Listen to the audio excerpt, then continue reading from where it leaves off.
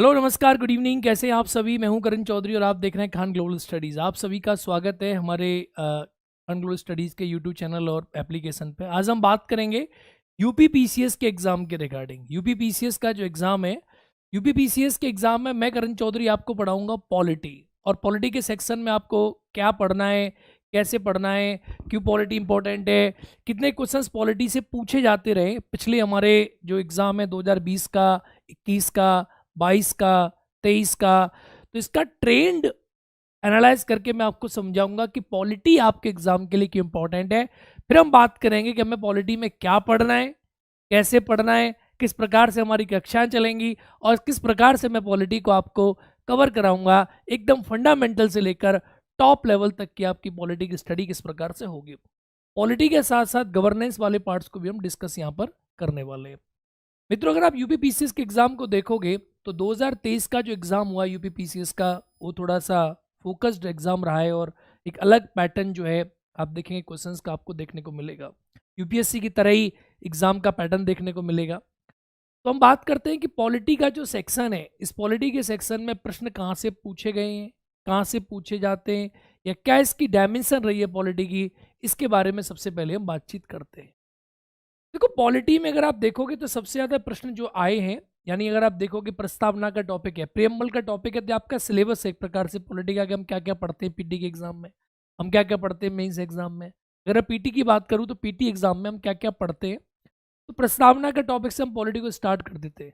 प्रस्तावना संवैधानिक विकास क्रम जो है उसका एक कम इंपॉर्टेंस रहता है, फिर भी हम उसके बारे में बातचीत करेंगे जब मैं आपको पढ़ाऊंगा। तो आपको संविधान सभा का निर्माण के बारे में पढ़ाऊंगा, संविधान सभा कैसे बनी इसके बारे में पढ़ाऊंगा, कैबिनेट मिशन प्लान से क्या क्या हुआ इसके बारे में पढ़ाऊंगा। उसके बाद हम आगे चल के संविधान सभा की पूरी फंक्शंस को पढ़ेंगे, फिर हम प्रस्तावना के टॉपिक पे चलते हैं जो कि हमारा कॉन्स्टिट्यूशन ऑफ इंडिया का टॉपिक है। मित्रों, तो प्रस्तावना के टॉपिक से जो प्रश्न आज तक पूछे गए हैं हमारी यूपी पीसीएस के पेपर में, अगर आप देखोगे तो 2020 में की प्रश्न इससे नहीं पूछा गया, 2021 में एक क्वेश्चन इससे पूछा गया है, 22 में नहीं पूछा गया और 23 में एक प्रश्न इससे आपको नहीं देखने को मिलेगा। ये एक ट्रेंड आपको यहाँ पर देखने को समझ में आ रहा है। इसके बाद संविधान सभा की बात करूं, संविधान सभा कैसे बनी, संविधान सभा की पहली बैठक कब हुई, दूसरी बैठक कब हुई, संविधान सभा में कितने व्यक्ति थे, संविधान सभा की स्रोत क्या क्या थे, हमारा संविधान कैसे कैसे बना, कितना पैसा खर्च हुआ, क्या प्रोविजंस रहे, कितनी कमेटीज ने कार्य किया, इन सारी चीज़ों के बारे में अगर मैं आपके सामने बात करूं संविधान सभा के रिगार्डिंग, तो आप ये पाएंगे कि संविधान सभा से ओवर एंड ऑल 2020 में देखोगे तो एक क्वेश्चन पूछने को मिला, 21 में 2 मिले, 22 में एक भी नहीं मिला और 23 में 2 क्वेश्चन आपको देखने को मिलते हैं। क्वेश्चन किस प्रकार से होते हैं कि संविधान सभा का निर्माण कौन से एक्ट के माध्यम से हुआ था, भारत की संविधान सभा का निर्वाचन किस प्रकार से हुआ था, संविधान सभा में कौन से व्यक्ति का चयन या इलेक्शन कहाँ से कौन लड़के आया था, संविधान सभा में कितने देशी राष्ट्रों से व्यक्ति थे, संविधान सभा की पहली बैठक कब हुई थी, संविधान सभा में विभिन्न प्रकार की समितियां बनी थी, झंडा समिति, मूल अधिकार समिति, अल्पसंख्यक समिति, इनके अध्यक्ष कौन हुआ करते थे, संविधान सभा की कार्यवाही कितने दिन तक चली, संविधान को कब स्वीकार किया गया, उद्देश्य प्रस्ताव कब आया। यह आपके सामने एक प्रश्न बनता है, बहुत ही बेसिक प्रश्न है कि संविधान सभा में प्रारूप समिति गठन कब किया गया था, कौन उसके अध्यक्ष थे, कौन इसके कितने मेंबर थे। इस प्रकार के प्रश्न जो हैं आपके एग्जाम में आपको देखने को मिल जाते हैं। अगर आप कहीं से भी देखोगे तो आपको समझ आ जाएगा कि आपको पॉलिटी कैसे पढ़नी है और क्या उसका एक सही तरीका होना चाहिए। आप इस वीडियो को देखने के बाद सेल्फ स्टडी भी अच्छे से कर पाएंगे पॉलिटी को एग्जाम में लेकर। और दूसरी चीज़ क्या है, हम आपको कैसे पॉलिटी कवर कराएंगे इसकी डायमेंशंस मैं आपको समझा दूंगा। मित्रों, सिलेबस तो काफ़ी बड़ा होता है हर चीज़ का, लेकिन आपको क्या पढ़ना है सबसे इंपॉर्टेंट टॉपिक रहता है। आपको कितना छोड़ना है और कैसे आप उसे समझोगे, कैसे आप उसे डाइजेस्ट करोगे, ये सबसे इंपॉर्टेंट एस्पेक्ट रह जाता है। तो आइए आगे समझते हैं। यूनियन एंड स्टेट्स के बारे में अगर हम बात करें, संघ और उस राज्य क्षेत्र के बारे में बात करें जो हमारे संविधान का भाग 1 है, इसके बारे में अगर हम बात करें, 2020 में एक भी क्वेश्चन नहीं था, 21 में एक क्वेश्चन था, 22 में नहीं था, 23 में भी नहीं था, लेकिन ये भी एक इंपॉर्टेंट सेक्शन रहता है। तो आप इससे समझ में आएगा आपके में कि कौन सा सेक्शन पॉलिटी का सर्वाधिक इंपॉर्टेंट है, जिसे आप 2024 के एग्जाम के लिए टारगेट कर सकते हो। सर्वाधिक महत्वपूर्ण क्या है, आप पहले ये पढ़ोगे, पहले ये पढ़ोगे, या सबसे महत्वपूर्ण को पढ़ोगे। सबसे महत्वपूर्ण के बारे में आप समझ सकते हैं, the most important, the less important, the least important section of the polity. आगे आप देखेंगे फंडामेंटल राइट्स, मौलिक अधिकार की अगर हम बात करें तो मौलिक अधिकार से 20 में की क्वेश्चन नहीं था, 21 में भी क्वेश्चन नहीं था, या 22 की बात करें क्वेश्चन था, और 23 की अगर मैं बात करूं फंडामेंटल राइट्स के क्वेश्चंस की, अगर मैं 23 की बात करता हूं, अगर आप 23 की बात करते हो कि सर 23 में एक भी क्वेश्चन नहीं था, लेकिन क्वेश्चन को रिलेट करके पूछा गया था। अगर मैं 23 की आपके सामने बात करूं और 23 में आप देखेंगे तो फंडामेंटल राइट और डीपीएसपी को मिलाकर उन्होंने एक क्वेश्चन रिलेट करके यहाँ से आपने पूछा था, वो आप कह सकते हो, बाकी क्वेश्चन नहीं था फंडामेंटल राइट। डायरेक्टिव प्रिंसिपल्स की बात करें, राज्य के नीति निर्देशक तत्व, डीपीएसपी, एक क्वेश्चन था 20 में, 22 में एक था, 21 में एक था, 22 में नहीं था, और 23 में क्वेश्चन आपको देखने को मिला था। इन दोनों से एक प्रश्न था जो आपको 23 में देखने को मिला था, एक क्वेश्चन मिला के। अब आप चाहे उसे उसमें अटैच करें, चाहे आप इसमें ले लेते हैं। फंडामेंटल ड्यूटीज की मैं बात करूं, मौलिक कर्तव्य, मौलिक कर्तव्य देखो इंपॉर्टेंट सेक्शन है, और फंडामेंटल राइट तो बड़ा सेक्शन हो जाता है। फंडामेंटल राइट में कौन सा राइट, आर्टिकल 19 में कितने अधिकार है, आर्टिकल 20 क्या कहता है, आर्टिकल 21 क्या कहता है, कोई केस पूछ लेगा, मेनका गांधी केस कैसे रिलेटेड है, आप बताओगे उसके आंसर्स। फिर आर्टिकल 22 के बारे में क्वेश्चन पूछ लेगा, इसके आर्टिकल 22 में और सारे पूछ लेगा, प्रिवेंटिव लॉज क्या है, पोटा वगैरह, यूनिटिव के कैसे कैसे अरेस्ट होता है, कब आदमी को प्रेजेंट किया जाता है, आर्टिकल 23 पूछ लेगा, 24 पूछ लेगा, यानी 14 से लेकर आप कह सकते हैं 32 तक कोई भी प्रश्न आपसे बन सकता है। डीपीएसपी में 36 से 51 में आप देखेंगे तो डीपीएसपी में क्या प्रश्न बनता है, 39, एक सेक्शन पूछ लेगा 39 से, कब हुआ, कैसे ऐड हुआ, कौन से डीपीएसपी में क्या दिया गया है, समान नागरिक संहिता कौन से आर्टिकल में दे रखी है, पंचायतों का गठन कौन से आर्टिकल में दे रखा है, आप बताओगे। हमारे डीपीएसपी का मूल्य क्या है, डीपीएसपी के लिए आप कोर्ट जा सकते हो कि नहीं जा सकते, डीपीएसपी से आपको क्या मिलता है, डीपीएसपी देश को क्या मिलता है, लोक कल्याण के राज्य का सिद्धांत कहाँ निहित है, इस प्रकार के प्रश्न बनेंगे। फंडामेंटल ड्यूटीज जो है एक इंपॉर्टेंट टॉपिक है मित्रों, और फंडामेंटल ड्यूटीज के टॉपिक में आप सब पढ़ते हो कि फंडामेंटल ड्यूटीज जो है ये हमारे कॉन्स्टिट्यूशन में कब ऐड हुई, फंडामेंटल ड्यूटीज कितनी है, तो 11 की 11 में कौन सी कब ऐड हुई, 11वें नंबर की, बाकी 10 पहले थी। कौन सी समिति रिकमेंडेशन दी, कौन सी फंडामेंटल ड्यूटी क्या है कहती है, 7वें नंबर की ड्यूटी क्या है, 10वें नंबर की ड्यूटी क्या है, 11वें नंबर की ड्यूटी क्या है, 3rd नंबर की ड्यूटी क्या है, 5th नंबर की ड्यूटी क्या है, 6th नंबर की ड्यूटी क्या है। अब आपको लगेगा सर ये कैसे याद होंगी, ये मेरा काम है, आप धैर्य से सुनना, सब आपको याद होगा, एक एक ड्यूटी आप बता दोगे, एक एक राइट आप बता दोगे, एक एक डीपीएस भी आप समझा दोगे, पॉलिटी के उस्ताद आप बन जाओगे। इसके लिए मैं आपको पूरा आश्वस्त करता हूं कि पॉलिटी के सेक्शन में आपको 1% कोई टेंशन नहीं आएगी और अप्रोच भी आप पकड़ लोगे। इसके बाद आती है एग्जीक्यूटिव। देखो एग्जीक्यूटिव के दो पार्ट है, एक एग्जीक्यूटिव अगर भाग 5 की बात करोगे आप तो एग्जीक्यूटिव तो सेंटर की होगी भाग 5 में, और भाग 6 की बात करोगे तो कार्यपालिका राज्य की हो जाती है। तो अगर मैं भाग 5 की बात करूं तो भाग 5 में आपको सेंटर की एग्जीक्यूटिव देखने को मिलती है, संघ की कार्यपालिका। अब संघ की कार्यपालिका में आपको क्या क्या देखने को मिलेगा, इसमें आपको राष्ट्रपति के संबंध में प्रश्न बनता है, राष्ट्रपति हो गया तो 2020 में 2 क्वेश्चन बने, 21 में 1 क्वेश्चन बना, 22 में 2 क्वेश्चन बने, 23 में 2 क्वेश्चन बने। ये मोस्ट इंपॉर्टेंट टॉपिक है, आप ये कह सकते हो इंपॉर्टेंट टॉपिक है एग्जीक्यूटिव, क्योंकि इसमें प्रेसिडेंट रहता है, उपराष्ट्रपति रहता है, PM and council of ministers, प्रधानमंत्री, मंत्रिपरिषद, इसका ही सेक्शन है, इससे प्रश्न से एग्जाम में बनते हैं। आपका अटॉर्नी जनरल रहता है, business of the government of India इसी का पार्ट रहती हैं। यानी आप ये कह सकते हो मोटा मोटा कि 52 से लेकर 78 तक का सारा सेक्शन इसी का पार्ट है, केंद्रीय कार्यपालिका का, सेंट्रल एग्जीक्यूटिव का पार्ट है।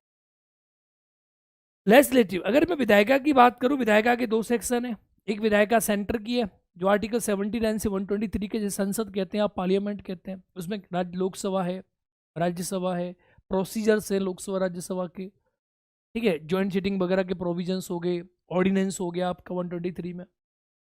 इसे 2020 में 3 क्वेश्चन देखने को मिले, 21 में 4 मिले, 22 में 3 मिले, और 23 में 7 क्वेश्चन देखने को मिले। This is the most important section of.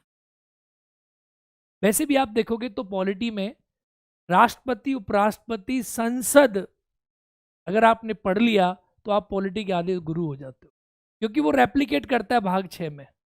फिर राज्यपाल, विधानसभा, विधान परिषद, फिर आपकी समझ में सब आ जाता है पॉलिटी में। मान लेते हैं भाई ये भी सेक्शन कवर हो गया। अब जुडिशरी की बात करूं अगर जुडिशरी की बात करेंगे तो यहाँ देखो हमने दोनों चीज जोड़ी हुई है। कार्यपालिका में भाग 5 भी जोड़ दिया और भाग 6 भी, दोनों की कार्यपालिका डिस्कस कर दी है। विधायिका में भाग 6 और भाग 5 की कार्यपालिका दोनों हमने जोड़ दिए। इसके अलावा न्यायपालिका, जुडिशरी, ये 3 सेक्शन इंपॉर्टेंट है, कार्यपालिका, विधायिका और न्यायपालिका। तो न्यायपालिका से 20 में 1 है, 21 में नहीं है, 22 में 1 है और 23 में 2 क्वेश्चन आपको न्यायपालिका से देखने को मिले। तो इंपॉर्टेंट सेक्शन आपको यहाँ पर बनता है कि सर इंपॉर्टेंट सेक्शन है पॉलिटी का, इंपॉर्टेंट सेक्शन। केंद्र राज्य संबंधों की बात करें, सेंट्रल स्टेट रिलेशंस की आप बात करते हैं, तो ये आपको भाग 11 में देखने को मिलते हैं। बहुत ही इंपॉर्टेंट सेक्शन है, लेकिन यूपी पीसीएस के पेपर में, मेंस में ये आपको देखने को मिलेगा। प्रीलिम्स में इसे इग्नोर किया जाता है, प्रीलिम्स से क्वेश्चन आपको देखने को नहीं मिलते। कभी कभी अगर पूछ सकता है आगे चल के फ्यूचर में कि भाई बताइए केंद्र राज्य संबंधों के बारे में कौन से पार्ट में दिया गया है, कौन कैसे करता है, फंक्शनिंग पूछ सकता है। अभी तक इससे कोई क्वेश्चन आपके एग्जाम में नहीं पूछा। पंचायती राज इंपॉर्टेंट टॉपिक है। अर्बन लोकल बॉडीज, पंचायती राज, शहरी के बारे में बात करें और ग्राम पंचायत के बारे में, 20 में 3, 21 में 2, 22 में 3 और 23 में 3। ये मैं कह सकता हूँ कि मोस्ट इंपॉर्टेंट सेक्शन एक ये भी हो जाता है पंचायत, क्योंकि काफ़ी क्वेश्चन इससे कवर होते हैं। तो आपको ये भी फंडामेंटल तरीका से समझना चाहिए, पढ़ना चाहिए। पंचायत में हम देखेंगे कि किस प्रकार से जो है आपके जो सेक्शन है पंचायत में, ये पंचायती राज के जो आर्टिकल्स हैं, 29 सब्जेक्ट है पंचायती राज में। अगर आप उनके पढ़ते हो तो आपको बहुत कुछ समझ में आएगा पंचायती राज कैसे काम करता है। ठीक है, पंचायती राज कैसे बनता है। आर्टिकल 243 से लेकर ओ तक आप इसको पढ़ते हो, 243 ओ तक। 243 में क्या है, ग्राम सभा क्या है, कैसे बनती है ग्राम सभा, पंचायतों का चुनाव कैसे होता है, पंचायतों में आरक्षण, 243 डी के बारे में बात करता है। 243 डी आर्टिकल आरक्षण के बारे में बात करता है। पंचायतों की अवधि के बारे में आप बात करेंगे, 243 ई बात करता है। एफ पंचायतों में सदस्यों की योग्यता के बारे में बात करेगा। जी पंचायतों के कार्य के बारे में बात करता है। पंचायतों में टैक्स के प्रोविजंस क्या है, पंचायत टैक्स लगा सकती नहीं लगा सकती। तो 29 के 29 विषयों को एक बार आप देख लेंगे तो पंचायतें आपकी स्ट्रांग हो जाएंगी। प्लस पंचायतों के संबंध में समितियां बनी, क्या आप पहले से देखेंगे, बलवंत राय मेहता समिति बनी, अशोक मेहता समिति बनी, पी के थुंगुन समिति बनी, जीवी के राव कमेटी बनी, एल एम सिंघवी कमेटी बनी। ठीक है, इन सारी समितियों के बारे में आप देखेंगे। फिर पंचायती राज संबंध में जो अमेंडमेंट हुआ हमारे संविधान में वो आप देखेंगे, और पंचायतों को संविधान का पार्ट बना दिया। तो ये सारे सेक्शंस पढ़ने के बाद यू विल फील कि कैसे पंचायतों को हम लेकर आए, पंचायतें कहाँ से आई। शुरू से हम पंचायतों के बारे में पढ़ते हैं कि पंचायतें हमारे कॉन्स्टिट्यूशन में कैसे, हम लॉर्ड रिपन के बारे में बात करते हैं, लॉर्ड रिपन को क्या मानते थे, पंचायतों का जनक क्यों कहा जाता है, मैग्ना कार्टा क्या था। लॉर्ड रिपन के बाद हम पंचायतों को अपनी कंट्री में इंट्रोड्यूस करके चलती रही, धीरे धीरे भारत देश आज़ाद हो गया। 57 में समिति बनी, बलवंत राय मेहता कमेटी। 1959 में हमने पंचायतों को शुरू कर दिया राजस्थान के नागौर जिले के बगदरी गांव में। अब यहीं क्या है, कुछ चीज़ों को पढ़ना छोड़ देते हैं। फॉर एग्जाम्पल यूपी ओरिएंटेड है पेपर, और यूपी के एग्जाम में आपको यूपी का पढ़ना है। आपको ऐसा नहीं हो सकता कि आप यूपी के साथ आप कोई और भी राज्य पढ़ रहे हो, नहीं। अब यूपी में एक प्रश्न बनता है, बहुत ही प्यारा प्रश्न है, कि उत्तर प्रदेश के कौन से गांव में पंचायतों का प्रोग्राम शुरू हुआ था 1952 में। इसे बोलते हैं सीडीपी, सामुदायिक विकास कार्यक्रम। सामुदायिक विकास कार्यक्रम की शुरुआत उत्तर प्रदेश में हुई थी। कहाँ हुई थी? उत्तर प्रदेश में इटावा जिले में हुई थी, फोर्ड फाउंडेशन की मदद से। तो ये सब बातें आपको पता होनी चाहिए। यूपी का ओरिएंटेशन आपको पता होना चाहिए। यूपी की विधानसभा, यूपी की फंक्शनिंग कैसी है, यूपी में कैसे चुनाव होता है, यूपी में कैसे चीजें चलती हैं, कौन सी। अब आपने पढ़ा राजस्थान में पंचायत शुरुआत हुई, लेकिन यूपी में शुरुआत, यूपी में कहाँ शुरुआत हुई ये आपको जानना चाहिए। यूपी में आरक्षण कितना है पंचायतों का, कितना हम ओबीसी का आरक्षण प्रोविजन करने की प्रोविजन किसके पास निहित है, ओबीसी में आरक्षण कौन देता है पंचायतों को, राज्य देगा क्या। हमारी जो लिस्ट है उसमें लिखा हुआ है कि भाई आरक्षण के प्रोविजन होंगे, यानी आर्टिकल 243 डी में किसका आरक्षण के बारे में लिखा हुआ और हमने किस किस को दे रखा है। ये सारी बेसिक बातें हैं जो आपको समझनी है। तो ये किताबों से आप जब पढ़ते हो तो किताबों से पढ़ने के साथ साथ कुछ आपको कुछ ऐसी चीज़ें पता होनी जो जिनको आप ढूंढ सकें। तो मुझे लगता है सेशन को करने के बाद आपके दिमाग में बहुत सारी चीज़ें ऐसी आएंगी जिन्हें आप ढूंढेंगे, सर ये भी बातें होती हैं। आप ऐसे नहीं पढ़ सकते, वर्तमान समय में ये दौर नहीं रहा है कि आपने पढ़ा पंचायत 73वां संविधान संशोधन कब हुआ, 74वां कब हुआ, कब लागू हुआ, कितने विषय हैं, कितने आर्टिकल हैं। ये कंफ्यूजन अब नहीं, ये सब चीजें नहीं। अब आपको गहराई पढ़नी पड़ेंगी। कौन सा कार्यक्रम कब लागू हुआ, कहाँ कैसे लागू हुआ, क्या उसके प्रोविजंस थे, क्यों वो फेल हुआ, क्यों वो सक्सेस हुआ, और अब पंचायतों के प्रोविजन क्या है, पंचायतों के कितने विषय हैं, यूपी पंचायत के कौन से सब्जेक्ट हैं, उत्तर प्रदेश का पंचायत के बारे में क्या प्रोविजन है, ये सब पढ़ना पड़ेगा आपको। ये सारी चीजें आपको ध्यान देनी पड़ेगी। कॉन्स्टिट्यूशनल बॉडीज के बारे में बात करें, संवैधानिक निकाय, तो एक टॉपिक है हमारे संविधान में, जब आप पढ़ते हैं आप लोग को पढ़ाया जाता है संवैधानिक निकाय। फॉर एग्जाम्पल आप देखें election commission of India article 324, वित्त आयोग article 280, CAG article 148, attorney general article 76, SC commission, ST commission 338 है, ओबीसी कमीशन, राष्ट्रीय महिला आयोग, इन सब के बारे में आपको पढ़ना पड़ता है। संवैधानिक संस्थाएं, गैर संवैधानिक संस्थाएं जैसे नीति आयोग हो गया आपका, इसके बाद और स्टेचुटरी बॉडीज होती हैं जैसे मानव अधिकार आयोग हो गया, ये सब आपको पढ़ना पड़ेगा। इस सब के क्वेश्चन आपको एक क्वेश्चन मिलता है या 6 मिलते हैं या 2 मिलते हैं या एक क्वेश्चन 23 में मिलता है। मैं इसको आपको सेक्शनल याद करा दूंगा, बहुत आसान है ये। नॉन कॉन्स्टिट्यूशनल बॉडी जैसे मैंने आपको बताया नीति आयोग वगैरह वगैरह, 3 क्वेश्चन पूछे, एक क्वेश्चन पूछा, आप 2 साल से नहीं पूछ रहा है, 23-24 में पूछ सकता है, ट्रेंड रहता है एग्जाम का।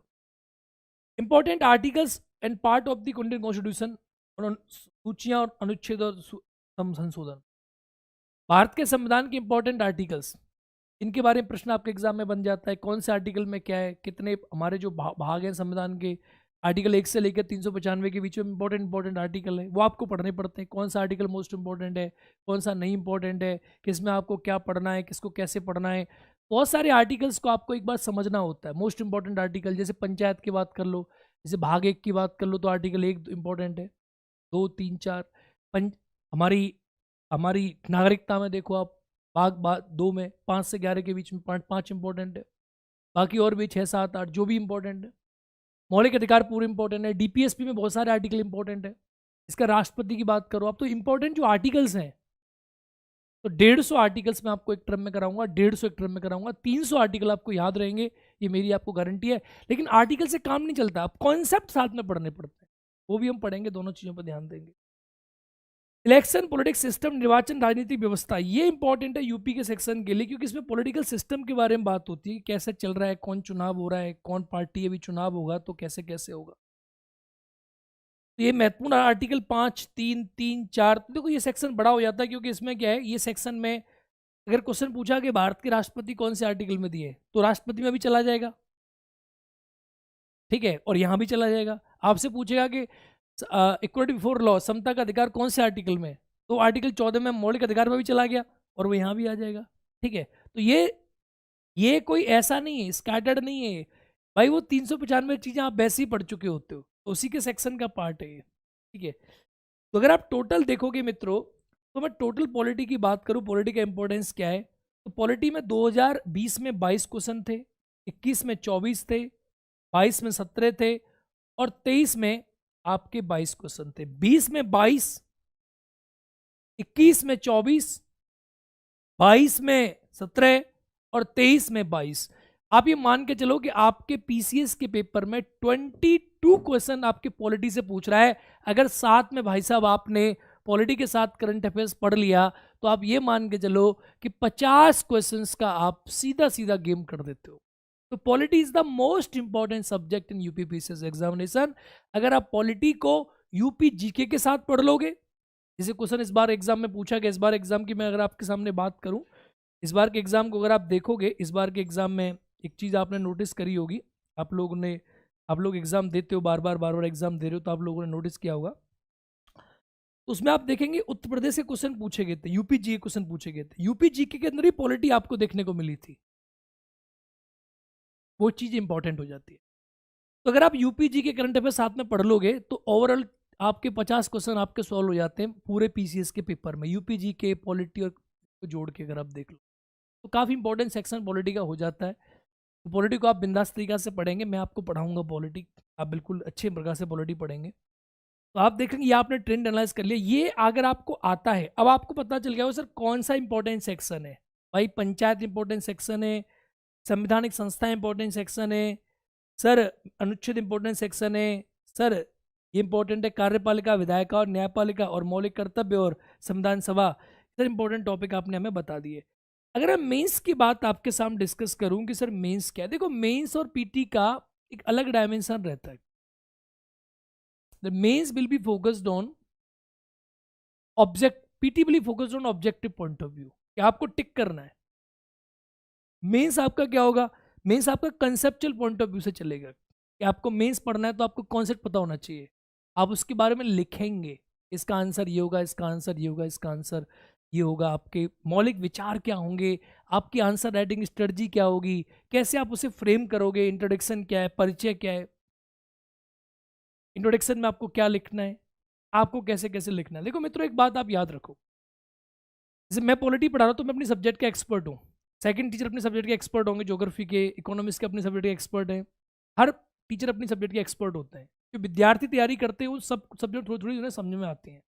जैसे आप पीसीएस पास करोगे तो आपको थोड़ी थोड़ी सब्जेक्ट सबकी जानकारी है, आप एक्सपर्ट नहीं बनोगे, आपको जानकारी सारी सब्जेक्ट की रहेगी कि थोड़ा थोड़ा आपको सब आता है, but you are not expert of any subject. तो मेंस में क्या करते हैं, मेंस में आपकी अप्रोच डेवलप करी जाती है, एक्सपर्ट नहीं बनाए जाते आप।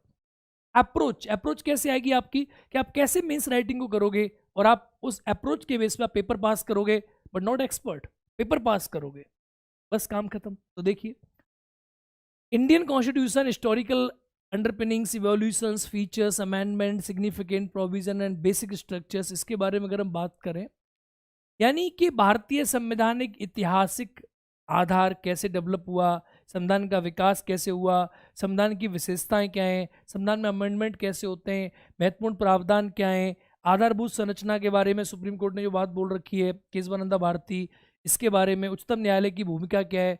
इससे अगर आप देखोगे कि संविधान, हमारा संविधान सबसे बड़ा संविधान है विश्व का, के अंदर क्या खास है, संविधान के अंदर कौन सी चीज़ है, कौन सी चीज़ नहीं है, संविधान में हमने क्या दे रखा है, क्या नहीं दे रखा है, संविधान हमारा उधार का थैला क्यों है, संविधान की आधारभूत संरचना क्या है, केशवानंदा भारती केस क्या है, सर्वोच्च न्यायालय कैसे रिव्यू करके हमारे संविधान की रक्षा करते हैं, हमारे संविधान में क्या विशेषताएं हैं, सबसे बड़ा है तो क्यों है, हमारे संविधान में तीनों बॉडीज के बीच में, कार्यपालिका, न्यायपालिका, विधायिका के बीच में संतुलन किस प्रकार से स्थापित किया गया है। इन सारी चीजों के बारे में डिटेल थॉरो डिस्कशन जो है हम लोग करते हैं। ठीक है, तो इससे आप देखें क्वेश्चन नंबर 1 क्वेश्चन मिला आपको, यहाँ देखेंगे 8 नंबर, ये देखो क्वेश्चन, तो ये क्वेश्चंस के नंबर्स आपको यहाँ मेंशन कर रखें, इससे आपको क्वेश्चन देखने को 22 में 2 क्वेश्चन, 21 में 1 क्वेश्चन, 20 में 1 क्वेश्चन, इस प्रकार के प्रश्न आपको देखने को मिलते हैं। तो यहाँ मेंस के टॉपिक हैं, जब आप पढ़ोगे मेंस में तो कैसे पढ़ोगे, अब आपने पीटी में पढ़ लिया कि हमने ऑस्ट्रेलिया से ये लिया, अमेरिका से ये लिया, हमने ब्रिटेन से ये लिया, तो अब एक स्टेटमेंट निकल के आता है कि भाई इंडियन कॉन्स्टिट्यूशन उधार का थैला है। अब आप उसे बताओगे कि भारतीय संविधान उधार का थैला कहा जाता है, लेकिन ऐसा नहीं है, हमने अपने संविधान में जरूरत के हिसाब से चीजें ली हैं। उधार का थैला मतलब ये नहीं है कि हमने कोई बोरी उठा ली और हमने कहा तुम डालो, तुम भी डालो, तुम भी डालो, नहीं, हमने अपने जरूरत के हिसाब से उसको बेस्ट बनाया है। इसका मतलब क्या है कि दुनिया की सभी बेस्ट चीजों में से हमने बेस्ट लिया और उसके बाद एक बेस्ट बना दिया, this best is Indian constitution. तो यू कैन नॉट से it is a borrowed bag, नहीं, आप कैसे कह सकते हो कि भाई उधार का थैला है, हमने बेस्ट चूज किया है। अगर आपको घर बनाना है, आपने बोला कि भाई इसकी सीलिंग अच्छी है, इसकी प्लास्टर अच्छा है, इसकी डिजाइन अच्छी है, इसकी ये अच्छी है, इसका अलमीरा अच्छा है, इसकी वॉशरूम अच्छी है, तो आपने चूज कर ली। तो आपका घर तो आपका घर है, उधार का थैला तो नहीं है ना, तो आप उसे डिफेंड करोगे। ये विशेषता है हमारे संविधान की। आधारभूत संरचना, बेसिक स्ट्रक्चर, कि जुडिशरी और एग्जीक्यूटिव लेजिस्लेचर के बीच में हमेशा विवाद चलता रहता है। विधायिका कहती है हमें विधि बनाने का अधिकार है, न्यायपालिका कहती है कि आप जो विधियां बनाओगे वो विधियां मौलिक अधिकारों के विरुद्ध ना हो, फंडामेंटल राइट के अगेंस्ट ना होनी चाहिए। फंडामेंटल राइट के अगेंस्ट नहीं होनी चाहिए, क्योंकि फंडामेंटल राइट को प्रोटेक्ट करने का जो दिया गया है अधिकार वो जुडिशरी को दिया गया है। तो विधायिका और न्यायपालिका के बीच में हमेशा ये चलता रहता है, विधायिका, न्यायपालिका, कार्यपालिका के बीच में। तो मौलिक स्ट्रक्चर मतलब बेसिक स्ट्रक्चर क्या है, मौलिक आधार क्या है, जिसे मूलभूत संरचना आप लोग कहते हो, उसके बारे में हम बातचीत करते हैं यहाँ पे। इससे प्रश्न आपके एग्जाम में बन जाते हैं, केशवानंदा भारती केस हो गया, रिसेंटली देखो, तो सब प्रश्न करंट से बनते हैं। रिसेंटली देखो आप, जुडिशरी एग्जीक्यूटिव के बीच में हमेशा चलता रहता है। कार्यपालिका कहती है कि हम जो है आपको बताएंगे कि आप जुडिशियल कमीशन बनाइए, आप एनजीएससी बनाइए। न्यायपालिका कहती है हम नहीं बनाएंगे, भाई एनजीएससी रद्द कर दिया, क्योंकि एनजीएससी क्या करता है, कार्यपालिका जो है न्यायपालिका के बीच में कहीं ना कहीं क्या करती है, वो गलत इंटरफेयर करती है। इस प्रकार के प्रश्न भी आपको एग्जाम में देखने को मिलते हैं। जो मेंस का सेक्शन आपको होता है, ये मैं आपको थोरोली समझाऊंगा, बताऊंगा कि कैसे ये सेक्शन बनता है, कैसे प्रश्न आते हैं, क्या प्रोविजन है, अमेंडमेंट कौन कर सकता है, कितना कर सकता है, क्या रिव्यू है, कौन से आर्टिकल में मेंशन है। तो हम 2 सेक्शन में पढ़ेंगे, एक तो पढ़ेंगे प्रीलिम्स में कि जुडिशियल रिव्यू की पावर आर्टिकल 13 में कैसे है। एक हम पढ़ेंगे इसको, फिर जुडिशियल रिव्यू न्यायपालिका के परिप्रेक्ष्य में, फिर हम पढ़ेंगे जुडिशियल रिव्यू न्यायिक पुनरावलोकन, फिर जुडिशियल एक्टिविज्म न्यायिक सक्रियतावाद, और अब वर्तमान में चल रहा है जुडिशियल एक्टिविज्म के बाद भी प्रो एक्टिविज्म यानी अत सक्रियतावाद। इसके बारे में हम बातचीत करेंगे, इन सारे सेक्शन को हम पढ़ेंगे। Functions and responsibilities of the union and the state, issues challenging the pertaining to the federal structure, challenges and threat. देखो, संघ और राज्य कार्यता उत्तरदायित्व के संघीय ढांचे के संबंधित विषय, ये सब क्या है? केंद्र राज्य संबंधों के बारे में। मैंने आपसे कहा था केंद्र राज्य संबंध जो होते हैं, functions between the centre and state is not part of the prelims का भी है, मेंस का भी है, लेकिन प्रीलिम्स का क्वेश्चन कब बनते हैं? मेंस में ज्यादा बनते हैं। केंद्र राज्य संबंध, अब केंद्र राज्य संबंध के बीच में संघीय ढांचा हो गया भारत का, कैसे चल रहा है, केंद्र के पास कितने विषय हैं, राज्यों के पास कितने विषय हैं, संघीय ढांचे को कैसे आप बचा रहे हो। अंतर्राज्यीय परिषद के बारे में प्रश्न यहाँ से बन जाते हैं, इंटरस्टेट काउंसिल के बारे में प्रश्न बन जाते हैं, उनके बारे में आप पढ़ोगे। आप पढ़ोगे कि वर्तमान समय में संघीय ढांचे क्या क्या चुनौतियां हैं, चैलेंजेस क्या फील कर रहा है सेंट्रल स्टेट रिलेशंस के बीच में, क्या क्या चैलेंजेस हैं हमारे कंट्री में। भाई केंद्र राज्यों को पावर दे रहा है कि नहीं दे रहा, राज्य क्या चाह रहे हैं, ये चैलेंजेस क्या है वर्तमान में, इसके बारे में हम पढ़ेंगे। केंद्र के पास ज़्यादा पावर है, गवर्नर की नियुक्ति केंद्र करता है, राज्यों को इंस्ट्रक्शन केंद्र देता है, केंद्र पूरी पावर रख के अपने पास, बट राज्यों के पास कोई पावर ही नहीं है। बहुत सारे मुख्यमंत्री ऐसा कहते हैं, ममता बनर्जी कहती हैं, दिल्ली के मुख्यमंत्री साहब इस बात को बार बार कहते हैं। तो ऐसा क्या है, संघीय ढांचे का मतलब क्या, एक्चुअल में इंडिया फेडरल है कि क्वासी फेडरल है, इसके बारे में हम बातचीत करते हैं मेंस के पॉइंट ऑफ व्यू से। अब ये क्या, ये टॉपिक आप प्रीलिम्स में पढ़ोगे, लेकिन प्रीलिम्स में आप जब पढ़ोगे तो आर्टिकल 1 पढ़ोगे आप, और मेंस में जब आप पढ़ोगे तो यहाँ केंद्र संबंधों के बारे में प्रॉपरली थॉरोली पढ़ोगे, इन चीज़ों को आप जानोगे। ठीक है, आगे बढ़ेंगे।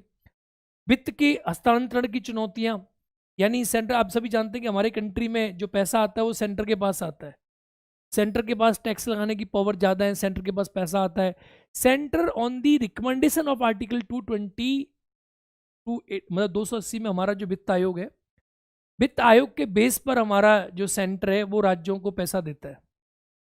ठीक है, जब पैसा देता है तो कितना पैसा देना है राज्यों को, कितना नहीं देना है, इसके बारे में जो बातचीत आपको देखने को मिलती है, ये भी आपको कहाँ मिलेंगी, ये भी आपको सब इसी पार्ट में सॉल्व कराने के लिए मिलती हैं। तो ये भी हम यहीं पे सॉल्व करेंगे, क्या क्या प्रोविजंस है। रोल ऑफ फाइनेंस कमीशन, लो आ ही गया, अलग से क्वेश्चन डाल दिया कि केंद्र राज्य में वित्तीय संबंधों में आयोग की भूमिका क्या है, कितना रिकमेंडेशन कर रखी है वर्तमान में, एक क्वेश्चन पूछा गया 20 में 22 में, और क्या रिकमेंडेशन है, इसकी रिकमेंडेशन माननी चाहिए कि नहीं माननी चाहिए, कितना पैसा केंद्र से राज्यों को मिल रहा है, ये संघीय ढांचे में इसकी क्या भूमिका है, इसके बारे में बातचीत करेंगे। शक्तियों का पृथक्करण, सेंट्रल स्टेट के बारे में, इसके बारे में बात करेंगे। विवाद निवारण क्या है, वैकल्पिक विवाद का निवारण कैसे होता है, उसका प्रयोग कैसे होता है, इमरजेंसीज, इश्यूज, ऑल्टरनेटिव्स कि कौन निवारण करता है, सुप्रीम कोर्ट के पास क्या क्या पावर है, केंद्र राज्य के मध्य के जो विवाद होते हैं, तो इंटरस्टेट काउंसिल होगी, इंटरस्टेट रिवर डिस्प्यूट हो गया, बॉडी होगी, इन सब के बारे में हम इन चीज़ों को पढ़ते हैं, थॉरोली समझते हैं कि इसमें क्या क्या प्रोविजंस हैं। देखो यूपीपीसीएस का जो सिलेबस है ना, वो ठीक है यूपीएससी की तरह है, लेकिन आसान है, आप समझो इस बात को। अब आप सब्जेक्ट एक्सपर्ट ने बनके अगर आप टॉपिक्स को बेसिकली समझ लो किसी सब्जेक्ट एक्सपर्ट से, तो आपके लिए बहुत इंपॉर्टेंट चीज़ें आपको निकल कर सामने आ जाती हैं। क्योंकि एग्जाम में, मैं बार बार एक बात बोल रहा हूँ आपको, एग्जाम आपने पास कर लिया तो आप थोड़ा थोड़ा जानते हो विषय को, 25% जान के आपने 100% कर लिया और आपने एग्जाम क्वालिफाई कर लिया, लेकिन आप 100% ज्ञाता एक सब्जेक्ट में नहीं। ठीक है, तो आपको उस तरीका से अपने आप को प्रिपेयर करना है कि आप 100% कैसे अपने आप को बनाओगे 25% करके, लेकिन अब 25% में आप कोई कमी ना छोड़ दो कि आपको एक चीज, अब ये सब सब्जेक्ट अपने आप में 100% हो गया। अब ऐसा नहीं कि आपने एक सेक्शन बहुत अच्छे से पढ़ लिया, फंडामेंटल राइट, बाकी आपने छोड़ दिए। तो यही सेक्शन मैं आपको समझाने की कोशिश कर रहा हूँ, मेरा इसमें एक लंबा एक्सपीरियंस रहा है, मैं बहुत लंबे समय से पढ़ा रहा हूँ, आप लोग देखते रहते होंगे मेरे वीडियोस, तो आप यकीन मानिए कि आपको बेहतरीन जो है इसमें चीज़ें समझ में आएंगी बढ़िया तरीका से। इसके बाद अगर आप देखेंगे तो भारतीय संविधान की योजना की अन्य प्रमुख लोकतांत्रिक देशों के साथ तुलना, comparison of the Indian constitution schemes with the other major democratic countries, यानी भारत में कोई चीज चल रही है, इसे कंपैरेटिव पॉलिटिक्स कहते हैं, तुलनात्मक राजनीति, कि भारत में कुछ चीज चल रही है, भारत में क्या चल रहा है, भारत में जैसे पंचायती राज चल रहा है, कोई हमने योजना चलाई, हमने मनरेगा चलाया, हमने अपने कंट्री में और भी कोई चीज चल रही है, लोकपाल चल रहा है, तो ये विदेश के साथ कैसे आप कंपेयर करके पढ़ोगे, how you will compare with the foreign countries, important section है। ठीक है, ये क्वेश्चन इससे बनते हैं, बना नहीं है लेकिन इंपॉर्टेंट है।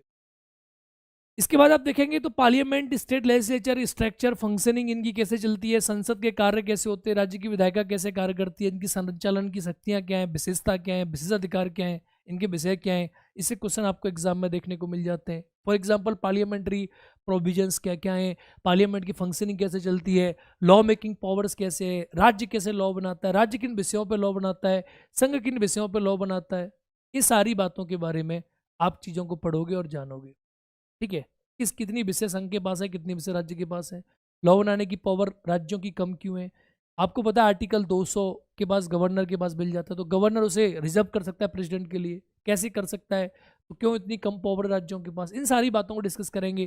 प्रश्न इस प्रकार के आपको एग्जाम में देखने को मिलेंगे।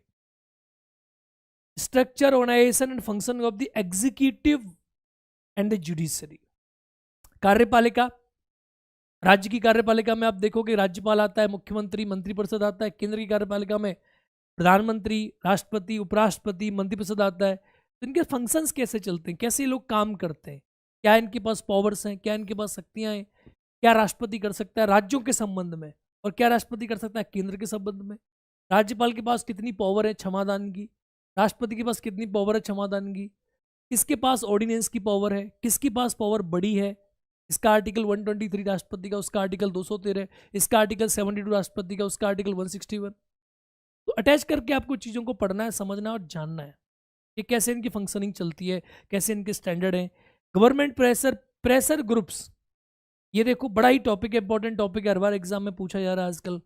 दबाव समूह, एक प्रेशर ग्रुप्स आपने सुने होंगे। ये क्या होते हैं कि आप सरकार पर दबाव बना के अपने कार्य करवा लेते हो।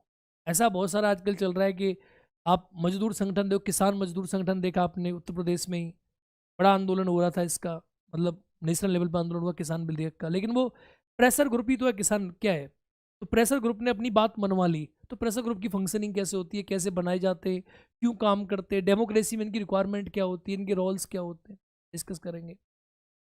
Formal informal association of their role in the polity, ये हम डिस्कस कर लिया। पब्लिक इंटरेस्ट लिटिगेशन, पीआईएल, जो कि आप जानते हैं जस्टिस पीएन भगवती, पीआईएल। जैसे जुडिशरी के बारे में हम पढ़ते हैं बहुत सारी चीज़ें कि भाई पीआईएल के माध्यम से आपको न्याय जल्दी कैसे मिल रहा है। एक कॉन्सेप्ट है कि जस्टिस डिलेड, जस्टिस डिनाइड, न्याय में अगर देरी तो न्याय मतलब नहीं है।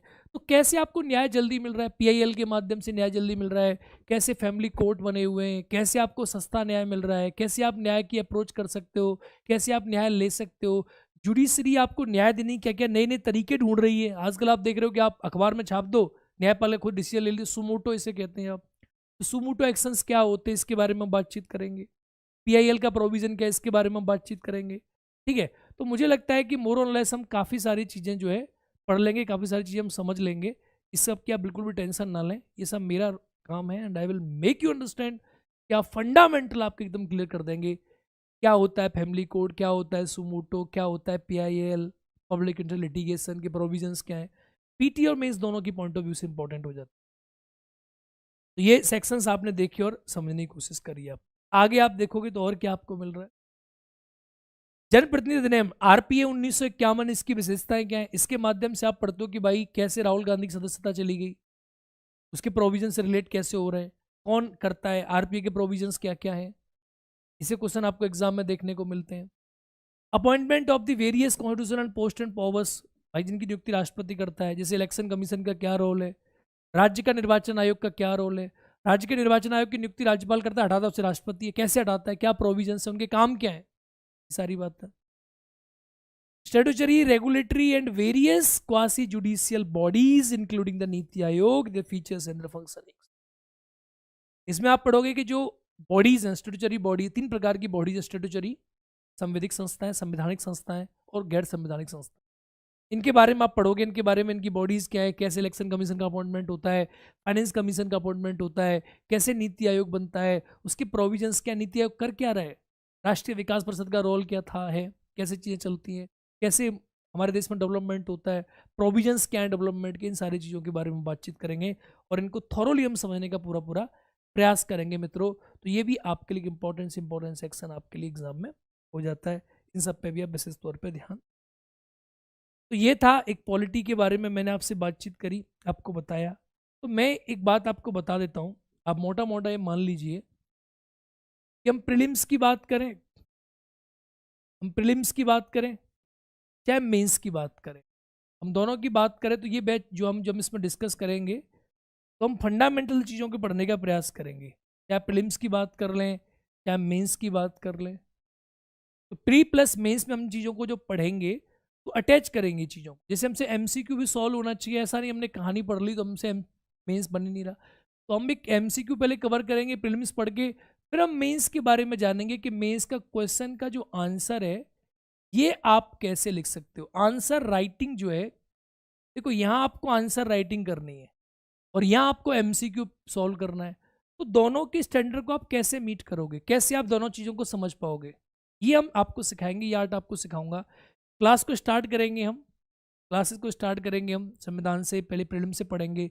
तो जहाँ जहाँ मेंस आएगा, सपोज करो जैसे अब संविधान सभा है, संविधान सभा में हमने प्रीलिम्स पढ़ लिया, फिर विशेषताओं में हमने मेंस पढ़ लिया, फिर हमने पार्ट 1 में पहुंचे, फिर हमने प्रीलिम्स पढ़ा, फिर हमने मेंस के बारे में डिस्कस किया। तो सारी प्रोबेबिलिटीज़ बड़े अच्छे से चलेंगी, कोई मिक्स नहीं होगा कि आप समझ ही नहीं पा रहे। ये दो एबिलिटीज़ अलग अलग एबिलिटीज़ है। यहाँ आपको एक क्वेश्चन को एमसीक्यू सॉल्व कर देना अलग एबिलिटी है और मेंस का आंसर राइटिंग कर देना अलग एबिलिटी है।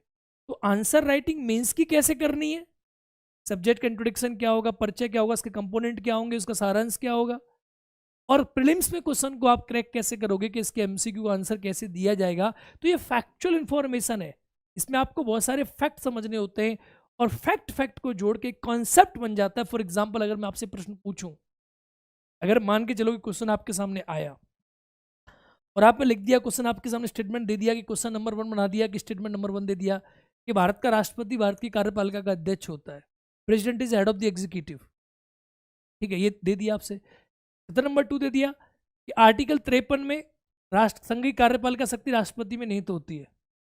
कथन नंबर आपको 4 3 दे दिया, प्रधानमंत्री या कर्तव्य के संघ के सभी कार्यों की सूचना राष्ट्रपति को दे, और यहां उसने आर्टिकल मेंशन कर दिया साथ में और लिख दिया यहां पर कि भैया आर्टिकल 77 है। 3 नंबर कथन दे दिया। अब 4 नंबर कथन दे दिया आपको कि संघ की कार्यपालिका के सभी कार्य प्रेसिडेंट के नाम से होते हैं, all the functions of the union government सभी राष्ट्रपति के नाम से होते हैं। यहां आपको आर्टिकल उसने दे दिया 78। अब आप देखेंगे यहाँ 53 आर्टिकल उसने मेंशन कर दिया और यहाँ उसने बताया कि राष्ट्रपति जो है ये कार्यपालिका की जो शक्ति, एग्जीक्यूटिव पावर जो है वो राष्ट्रपति में निहित होती है। अब एक क्वेश्चन उसने बना दिया, स्टेटमेंट हो गए 3। अब यहाँ उसने ऑप्शन दे दिए ए, बी, सी और डी। अब आपसे पूछ रहा है कौन सा स्टेटमेंट ठीक है। क्वेश्चन आपको लगेगा बड़ा हैवी क्वेश्चन है, बड़ा हैवी क्वेश्चन है। अब इसी प्रश्न को अगर आप देखोगे तो इसका आंसर जब आप सॉल्व करोगे तो आपको क्या महसूस होगा, भाई राष्ट्रपति संघ की कार्यपालिका का शक्तियां निहित है, एकदम सही बात है।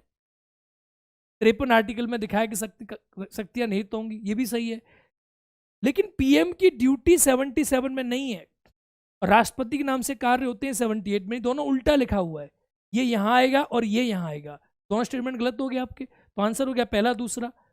अब ये आपने प्रीलिम्स में पढ़ा, आपने कहा कि सर मुझे तो आर्टिकल याद नहीं थे। अब इसी को जब मेंस में लिखोगे तो मेंस में क्वेश्चन क्या बनेगा, इसी से क्वेश्चन बनेगा मेंस में, और आपसे पूछेगा कि भारत में राष्ट्रपति, पूछ लेगा भारत में राष्ट्रपति संघ की कार्यपालिका का, लिख देगा संघ की कार्यपालिका का प्रमुख है, पर राष्ट्रपति की भूमिका घर में बुजुर्ग की भांति है, बुजुर्ग की भांति है। अब लो भांति है, अब आपको इसका आंसर देना है। राष्ट्रपति की भूमिका बुजुर्ग की भांति है, तो जब बुजुर्ग की भांति आप लिखोगे राष्ट्रपति की भूमिका, तब आप ये बताओगे कि भाई पीएम है, वो सारे काम करता है, राष्ट्रपति के नाम से करता है। तब आप इस आंसर को जब लिखोगे मेंस में, अब इस आंसर को लिखते समय मेंस में आपको यू हैव टू डिस्कस, तब आपको यहाँ आर्टिकल, मैं आपको बता रहा हूँ कितनी भी कहानी लिख लो आप, आर्टिकल 52, आर्टिकल 53, आर्टिकल 52 53 के बाद आप देखेंगे तो आर्टिकल 74 75 ये एडिशनल हो गए, और 77 और 78 इनका आपको प्रयोग करना पड़ेगा। इन आर्टिकल्स के अलावा इस प्रश्न को आप लिख नहीं सकते मेंस में। तो फैक्ट जरूरी है, ये लोग कहते हैं कि फैक्ट जरूरी नहीं है। आजकल आप एग्जाम का ट्रेंड देखो, यूपीएससी का ट्रेंड देखो आप, तो पीसीएस का भी ट्रेंड देख लो आप। तो फैक्ट जरूरी है। जो पीटी में आपने फैक्ट पढ़ा कि 77 में क्या लिखा है, 78 में क्या लिखा है, वो आप यहां भी मेंशन कर दोगे। और राष्ट्रपति कार्यपालिका का अध्यक्ष है, उसमें लिखा है कार्यपालिका शक्तियों का प्रयोग अपने प्रधानमंत्री मंत्रिपरिषद के माध्यम से करता है, यह आपने पढ़ दिया, लिख दिया। उनकी नियुक्ति राष्ट्रपति करता है, ये भी आपने लिख दिया। प्रधानमंत्री का कर्तव्य है कि राष्ट्रपति को सभी कार्यों की सूचना देता है राष्ट्रपति को, तो ये 78 लिख दिया आपने। संघ के सभी कार्य जो है राष्ट्रपति के नाम से होते हैं, आपने 77 लिख दिया। और इस आधार पे आपने डिस्कस करके बता दिया कि राष्ट्रपति संघ की कार्यपालिका का प्रमुख है, इसकी भूमिका लेकर बुजुर्ग की बात है, क्योंकि भारत में संसदीय प्रणाली है, parliamentary form of the democracy, और जहां पर देश के 2 प्रमुख होते हैं और राष्ट्रपति नामात्र का प्रमुख होता है, प्रधानमंत्री वास्तविक प्रमुख होता है। लेकिन मित्रों, आपने क्या नोटिस किया कि मैंने क्वेश्चन बनाया प्रीलिम्स का और अटैच कर दिया मेंस के साथ। यही खासियत है। अगर आप ऐसे नहीं पढ़ते हो, अगर आप पढ़ते कैसे, आपने कहानी पढ़ ली, आपको एक भी आर्टिकल नहीं मालूम, आपको कहानी मालूम है, होता है, तो पॉलिटी में कुछ होता नहीं है। पॉलिटी में 395 आर्टिकल्स हैं और वो संविधान है हमारा। संविधान के बेस पे आपको चीज़ें बतानी है, करनी है, अपने अकॉर्डिंग देखना है। होता कुछ नहीं है, होता है, लिखा है, होगा, कहानी है नहीं, आपको 0 नंबर देगा। आपको कहानी पता है, वेरी गुड। कहानी के साथ आपको आर्टिकल्स पता है, इट इज मोस्ट इंपॉर्टेंट, बहुत ज़्यादा अच्छा है। फिर आप कहानी को लिखना जानते हो और प्लस में आर्टिकल जोड़ देते हो तो आप पास हो गए पॉलिटी सेक्शन में। ये है। तो फैक्ट भी जरूरी बेस्ड है, बिना फैक्ट के आप कॉन्सेप्ट लिख ही नहीं सकते। और कॉन्सेप्ट देखो, फैक्ट आर्टिकल नहीं पता, आपको कॉन्सेप्ट पता है तो आप कमजोर हो, तो इस कमजोरी को आपको दूर करना है। ठीक है, तो मैं आपको सारी चीजें समझाऊंगा साथ में। और जो बच्चे इस क्लास को देख रहे होंगे, जो मुझसे बीपीएससी में पढ़े, उनकी समझ आ रहा होगा कि सर ये बिल्कुल आपने ठीक बताया, सर ने इसी अप्रोच के साथ हमें पढ़ाया भी है। तो ये प्रीलिम्स और मेंस, ये आप मान लो, तो यहां आपको ये सिखाना है कि बेटा इस क्वेश्चन के ऑप्शंस को आपको कैसे तोड़ना है, कि पहले कौन सा करेक्ट है, दूसरा कौन सा गलत है, तीसरा कौन सा सही है। संघीय कार्यपालिका, अब यहाँ वास्तविक लिखा होता तो ये क्वेश्चन ये गलत हो जाता स्टेटमेंट। यहाँ लिखा है संघीय कार्यपालिका शक्ति राष्ट्रपति में निहित है, तो ये सही है। और वास्तविक शक्ति राष्ट्रपति में तो गलत हो गया, प्रधानमंत्री में निहित है वास्तविक शक्तियां। तो ये छोटी छोटी बारीकियां जो मैं आपको सिखाऊंगा, समझाऊंगा, इससे आप पीआई ये तोड़ोगे, प्रीलिम्स के एमसीक्यू तोड़ोगे, और इसी कॉन्सेप्ट को मेंस में जब एप्लीकेबल करोगे तो आप चीज़ों को समझोगे। Gentleman, you are welcome in the batch of UPPSC. Foundation batch में आपका स्वागत है। आपकी समझ में बहुत सी चीज़ें आ चुकी होंगी। मैं हूं करण चौधरी और एक बार आप सभी का फिर से स्वागत और अभिनंदन करता हूं। आप सभी बैच के साथ जुड़िए और बेहतरीन तरीक़ा से तैयारी करते हैं यूपीपीसीएस एग्ज़ाम की। और यूपी के विद्यार्थियों के लिए एक बहुत बड़ा तोहफा खान सर ने दिया है। मैं खुद यूपी से हूँ और मैं ये चाहता हूँ कि यूपी के लिए क्रांति जो आई है, क्रांति जो है एकदम आपके सिलेक्शन की क्रांति होनी चाहिए। अगली बार जब हम 2025 का डिस्कशन करेंगे तो 2024 का रिजल्ट आ चुका होगा और आपकी क्लास में से ही, भाई मेरे अपने सब्जेक्ट की गारंटी लेता हूँ मैं, प्रीलिम्स और मेंस में मेरी सब्जेक्ट के क्वेश्चन सारे आएंगे, जैसे मैं पढ़ाऊंगा एज इट इज आएंगे। और बाकी टीचर्स हमारे बेहतरीन हैं, उम्दा हैं, एक्सपीरियंसड हैं। अगले हम कोशिश करेंगे अगली बार जब आप लोग का जब पेपर हो 25 का, तो आप में से अधिकांश बच्चे एसडीएम डीएसपी हों। और वो एक क्या है कि आप एक ब्यूरोक्रेट बन रहे हो, वो एक सब्जेक्ट एक्सपर्ट की रिक्वायरमेंट नहीं है। बहुत सारे बच्चों का प्रश्न रहता है कि सर जो है कैसे क्या, भाई सब्जेक्ट एक्सपर्ट बनने की जरूरत नहीं है आपको। You not a subject expert, आपको बस एक बेसिक बातें पकड़नी और टॉप कर जाना, एग्जाम पास कर जाना। ठीक है, मेरा एक स्टूडेंट रहा Vishal Gupta, first rank UPPCS में, मतलब काफ़ी गाइड किया मैंने उन चीज़ों को बताते बताते दौरान प्रथम रैंक का यूपीपीसीएस में, फर्स्ट रैंक आई उत्तर प्रदेश पीसीएस एग्जामिनेशन। तो इन सारी चीज़ों से क्या आपका भी जो है, आपको भी समझ आएगा कि पढ़ना कैसे। सिलेबस तो भाई समुद्र की भांति है, यू हैव टू, तुम उसमें कूद जाओगे। होता क्या है बच्चों के साथ दिक्कत क्या होती है, मैं बता रहा हूँ क्योंकि मैं यूपी एग्ज़ाम को समझ रहा हूँ बहुत दिन से। और कई बच्चे जो हैं गाइडेंस लेते क्या होता है कि ये समझ आने लग जाती है लोगों का कि भाई कैसे क्या होता है। और हम सब्जेक्ट के एक्सपर्ट है, अपनी सब्जेक्ट में अपनी एक्सपर्टाइज हासिल की है। जब इसमें कूदोगे आप समुंदर में, तो समुंदर को कूदना, अगर आप यहाँ कूद गए तो आपको सच में नहीं पता कि यहाँ तक कैसे जाना है, क्योंकि आप कभी इधर जाओगे, कभी इधर जाओगे, और आप अपने जीवन के बहुत लंबे समय को ऐसे ऐसे करके लगाने में आपकी एनर्जी खत्म हो जाएगी और आप वापस भी आ रहे होंगे तो आपको पता नहीं होगा, फिर आप ऐसे जाओगे, फिर आप यहाँ तक पहुँच नहीं पाओगे। कुछ विद्यार्थी क्या करते हैं, उनकी किस्मत अच्छी होती है, उसकी किस्मत अच्छी होती है तो वो यहाँ से डायरेक्टली चलते हैं, ठक से यहाँ पहुँच जाते हैं। कुछों के पास गाइडेंस अच्छा होता है, गाइडेंस, कि वो यहाँ से यहाँ पहुँच जाते हैं। अब आप लोग बोलोगे सर कुछों का कुछ बिना गाइडेंस के पहुँच जाते हैं, बिना कोचिंग के पहुँच जाते हैं, तो 0.1% लोग ऐसे होते हैं सर कि जिनके पास खुद का IQ इतना अच्छा होता है कि चीज़ों को समझ लेते हैं और डायरेक्टली यहाँ से यहाँ पहुँच जाते हैं। लेकिन वर्तमान समय कठिन है, तो आप ऐसे भटकने की बजाय कि आप यहाँ से यहाँ गए, यहाँ से यहाँ गए, यहाँ से यहाँ गए, नहीं, ये सब करने की बजाय आप फोकस्ड और टारगेटेड स्टडी करें। और टारगेटेड स्टडी का मतलब ये नहीं है कि आप सब्जेक्ट एक्सपर्ट को चूज करें। कोई भी PCS आदमी है पहले से, वो आपको कभी नहीं पढ़ा सकता। रीजन क्योंकि वो तो 25% की ज्ञाता है ना भाई। अगर कोई PCS है तो उनको 25% सब्जेक्ट आती है, तुम 25 जोड़ के 100 कर लोगे, तुम पास हो जाओगे। लेकिन तुम ये 25% के नॉलेज वाले से 100% कैसे पढ़ सकते हो? नहीं, तुम्हें 100% की नॉलेज से निकाल के 25% पढ़नी है, तब तुम्हारा एग्जाम टारगेट होगा, तब तुम एग्जाम को समझ पाओगे, तुम स्ट्रेटजी को समझ पाओगे। और ज्ञान की बातें करने से कुछ नहीं होता। उत्तर प्रदेश के हमारे जो नौजवान हैं, मैं देखता हूँ कि अपने यहाँ ज्ञान की बात है, मोटिवेशन की बात है, ये कर देंगे, वो हो जाएगा, ये हो जाएगा, एकदम नहीं। टारगेटेड समझना है अपने आप को। सफलता ऐसी दुल्हन है जब मिलती है ना,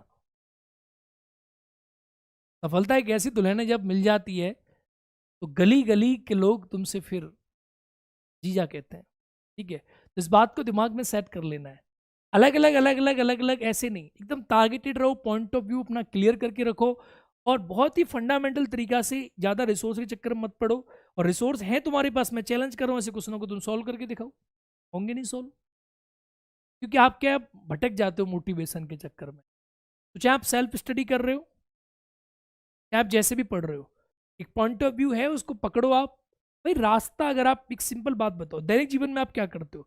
आपको पता है सर मेरे को दिल्ली जाना है, कहाँ से जाना है? सर मैं तो उन्नाव का रहने वाला हूँ। ठीक है मेरे भाई, उन्नाव का है, इलाहाबाद का है, लखनऊ का है। ठीक है, तूने कहा सर मैं लखनऊ का रहने वाला हूँ, दिल्ली जाना है। अब लखनऊ से दिल्ली जाने का रास्ता आप पहले ही तय करते हो कि नहीं करते? सर दिल्ली से लखनऊ जाना है या लखनऊ से दिल्ली जाना है, रास्ता आपका पहले फिक्स्ड है कि सर मैं यमुना एक्सप्रेसवे से जाऊंगा, या पहले लखनऊ टू आगरा जाऊंगा, फिर आगरा से सर मैं यमुना एक्सप्रेस दिल्ली चला जाऊंगा। पहले सर मैं ये पकड़ूंगा एक्सप्रेस वे, ये पकड़ूंगा एक्सप्रेस वे। या तुम्हें पता है कि सर मैं सर कानपुर होते हुए जाऊंगा, बोले सर मैं कानपुर होते हुए जाऊंगा, सर मैं कानपुर से आगरा जाऊंगा, और सर फिर मैं आगरा से जो है फिर सर मैं दिल्ली जाऊंगा। तो यू हैव योर वे। आपको पता है कि बस से जा रहा हूँ सर ऐसे जाऊंगा, ट्रेन से जाऊंगा सर ऐसे जाऊंगा, जहाज से जाऊंगा तो सर कैसे जाऊंगा, आपको पता है। जाने से पहले आप जानते हो आपके जेब में कितने पैसे हैं, आप कितना चल सकते हो, आपको पता है आपके संसाधन कितने हैं, आपके अंदर दम कितनी है, क्षमता कितनी है, आपको पता है। लेकिन एग्जाम की तैयारी करने से पहले मेजोरिटी ऑफ बच्चों के साथ ये प्रॉब्लम है, मेरे साथ खुद रही, मैंने खुद ये नोटिस किया कि रास्ता बड़ा कंफ्यूजिंग है। हम लखनऊ से दिल्ली जाने की बजाय अगर मैं इस बात को यहीं आपको सोचवाऊं और लिख दूं कि बेटा ये तुम्हारा घर है, तुम्हारा होम है, तुम्हारा घर है, या तुम हो यहाँ पर यू है और तुम्हें यू से SDM बनना है, तो बेटा तुम कैसे बनोगे इसको तुम्हें तय करना है। तो तुम्हारे रास्ते में कन्फ्यूजन ही कन्फ्यूजन है। कहीं पैसा नहीं है, कहीं गुरुजी मेरी इंग्लिश कमज़ोर है, कहीं मेरी हिंदी कमज़ोर है, मैं हिंदी में पढ़ूंगा इंग्लिश में पढ़ूंगा, मेरा मेंस कमज़ोर है, मेरी ज्योग्राफी कमज़ोर है, मेरी पॉलिटी कमज़ोर है, गुरुजी मैं होगा नहीं होगा, मैं तैयारी करूंगा। कभी ऐसा होता है जीवन में कि तुम ये बोलते हो कि गुरुजी मैं तैयारी करूंगा? अक्सर ज़्यादातर बच्चे हमारे यूपी के यही करते हैं, और मैं इस बात को इतनी कॉन्फिडेंस इसीलिए कह रहा हूं क्योंकि मैं यूपी से हूं। ज़्यादातर बच्चे क्या करते हैं, सर यहाँ से निकले, सर मैं तैयारी करूंगा PCS की, लेकिन सर दरोगा तो बना ही जाऊंगा, ऐसा ही तो बन जाऊंगा। भाई ये अलग है। तुमने कभी ऐसा किया, तुमने कभी लिखा है कि सर मैं दिल्ली जाना है मुझे, लेकिन सर दिल्ली नहीं जा पाया तो कोई बात नहीं, मैं तो कानपुर ही उतर जाऊंगा? ऐसा कभी होता है?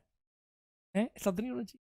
तो तुम्हारा रास्ता एकदम तय रहना चाहिए कि तुम्हें दरोगा बनना, दरोगा बनो, PCS बनना है PCS बनो। दोनों के रास्ते अलग अलग है यार। मैंने आज तक जितने बच्चे पढ़ाए हैं सब में यही देखा कन्फ्यूजन कि दरोगा बनना है तो यहाँ जाना है, IAS बनना है तो यहाँ जाना है, PCS बनना है तो यहाँ जाना है। ऐसा होना चाहिए। करते क्या, तैयारी करेंगे PCS की निकाल लेंगे, दरोगा नहीं, नहीं भाई नहीं, ना ये निकलेगा नहीं निकलेगा। क्या पता तुम्हारी गाड़ी इतनी स्पीड से उड़ी यमुना एक्सप्रेस वे से, कानपुर निकल गया बीच में। बीच में कानपुर निकल गया, मतलब क्या हुआ? मतलब ये हुआ कि तुम्हें जाना था दिल्ली, लेकिन तुम्हें लग रहा था मैं दिल्ली पहुंच नहीं पाऊंगा, कॉन्फिडेंस लूज था, और कानपुर भी निकल गया। तैयारी कर रहे थे पीसीएस की, और दरोगा का पेपर नहीं हुआ, निकल गया, छूट गया, पास नहीं हुए। और दिल्ली जाने की क्षमता है, लेकिन कानपुर निकलने के बाद ये सोच रहे हैं अब दिल्ली नहीं पहुंच पाऊंगा, अब तो गई भैंस पानी में, अब तो लटक गया, डिप्रेस हो गया, अब नहीं होगा, अब कुछ हो ही नहीं सकता। और फिर सिपाही की सोचने लग गए, यानी कानपुर छोड़ो, अब सोच रहे हैं कि मैं लखनऊ से निकला वहीं वहीं टपकना चाहता था। तो क्या बात, तुम्हारी किस्मत में ये हो कि तुम लखनऊ छोड़ चुके हो, लखनऊ से निकल के कानपुर रह गया है, ऐसा ही रह गया है। दिल्ली तक के रास्ते खुल सकते, ऐसे सोचा करो, क्लियर करो अपनी थॉट्स को, ये बीच बीच का झंझट मत रखा करो, ठीक है? एकदम क्लियर करो, और चीजों को क्लियरली समझो और जानो, और देखो कि कैसे एग्जाम है, क्या एग्जाम का पैटर्न है, क्या मेंस का पैटर्न है, क्या प्रीलिम्स का पैटर्न है, क्या थॉट प्रोसेस है, कैसे एग्जाम को क्रैक करोगे, क्या आपकी सोच रहेगी, किससे आपको पढ़ना है। यही बहुत जरूरी चीज है। कुछ लोग आपको भटकाते रहेंगे, भटकाते रहेंगे, आप भटकते रहते हो। अब मेरी बात समझे, ये पॉइंट ऑफ को आप समझने जानने बहुत जरूरी है, ठीक है? तो मिलते हैं क्लास में बेहतरीन तरीके से के साथ। मुझे पूरी उम्मीद है आपके अंदर पूरा जोश है, आपसे ज़्यादा बेहतरीन तो कोई है नहीं इस दुनिया में। You are the best person born in the world. तो दुनिया के सबसे बेहतरीन आदमी हो जो पैदा हुए हो, तुम्हारे अंदर पूरी क्षमता है सब कुछ करने की। और मुझे ऐसा लगता है कि मैं अपने साथ आपको जोड़कर आपकी सक्सेस को आप तक पहुंचाऊंगा, और आप सक्सेसफुल बनोगे और अपने समाज नाम कर रोशन करोगे। मित्रों, इसी के साथ क्लास को समाप्त करते हैं। जय हिंद, नमस्कार दोस्तों।